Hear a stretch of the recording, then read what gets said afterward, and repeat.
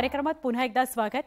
राज्य शासनाची महत्त्वाकांक्षी योजना असणाऱ्या महात्मा ज्योतिराव फुले जन आरोग्य योजनेतून तब्बल 650 हॉस्पिटल्स कमी करण्यात आली आहेत। रुग्णांचा प्रतिसादच मिळत नाही, त्यामुळे नाईलाजाने हे पाऊल उचलावं लागतंय असं समोर येत आहे। पाहूयात याविषयीचाच स्पेशल रिपोर्ट।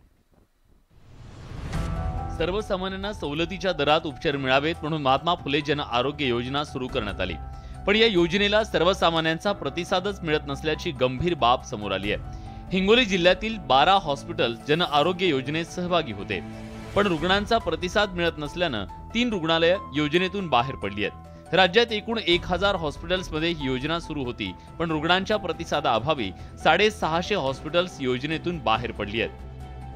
राज्यात जवळपास 650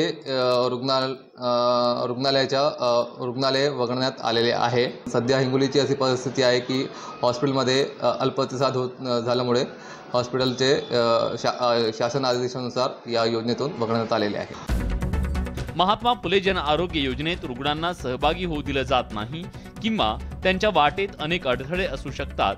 हे अडथळे काय आहेत? सामान्य लोक या योजनेचा लाभ का घेत नाहीयेत हे शोधण्याची गरज निर्माण झाली आहे। मनीष खरात, न्यूज 18 लोकमत, हिंगोली।